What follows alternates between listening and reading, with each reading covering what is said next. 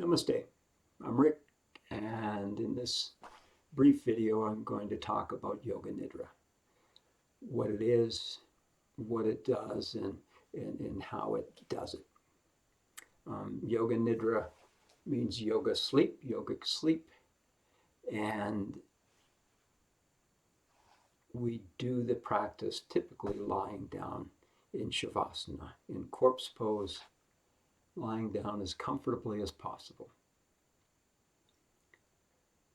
which may mean bolsters, blankets underneath you, blankets on top of you if you tend toward cool, a pillow for under your head, an eye bag, whatever it is that you can do to make yourself absolutely comfortable as possible.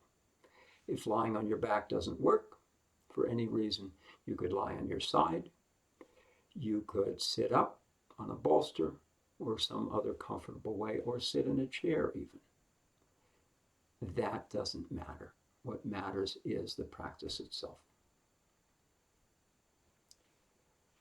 What Yoga Nidra does is to work with the koshas, the sheaths, the bodies around the true self, the Atman, the spirit, the light, the one love, whatever it is you call that place.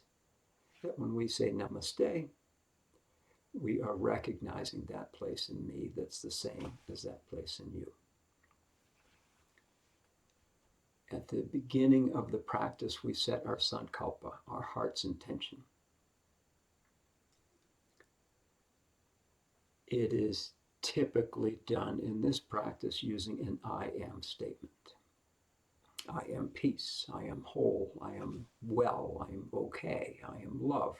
Whatever it is that your heart tells you is your intention for this practice at this moment. It is an I am statement, present moment, here, now. It's not an I was statement. It's not an I will be statement. I am. I am love. Or whatever it is your heart says at that moment. So we set our sankalpa, which is truly the heart of the practice, because what ultimately happens if we practice with our sankalpa enough is it comes off of the mat into our life, and we share the intention of our practice with others we meet along the way, and bring this peace into our world, which so desperately needs it at this point in time. And then we start to open doors through the koshas, the physical body. We do a body scan. You bring your attention to parts of the body as I name them, and we open the door through the physical body and move into the breath and energy body, where we play with breath, where we play with prana, where we work with that to open the door through that body into the mental, emotional body, this thing up here that thinks it drives the show all of the time. And we do that by playing with opposites, fear and peace, darkness and light. Many, many opposites that we bounce back and forth with the mind through these opposites, and then we bring them together. Darkness and light in the same space together, and we blow the mind. The mind gets quiet and sort of gets out of the way so that we can move on. We open the door through the mind and into the wisdom witness body and the bliss body. How do we do that? We do that through a journey, typically in nature, often walking through nature, noticing everything around us, from the light to the animals, to the sounds, to the breeze, to the sun, to everything. It's a very present sensory journey. We find a place to sit often, and we go deeper inside, doing away, walking through all of the koshas to rest in peace, to rest in the one true self. So we do all of that in about 45, 50 minutes, and then we come back. Toward the end of the journey, we repeat our sankalpa. We bring it back to the present, back to our practice, back to our self, and we repeat it to ourselves.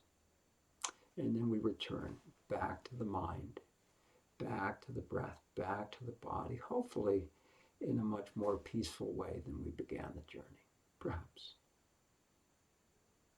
And we come back. The benefits of Yoga Nidra are many. It is the most relaxing practice that I have ever experienced, and I know that many people believe that as well. People who don't sleep well have often told me that they sleep much better after the practice. Time bends in funny ways during the practice.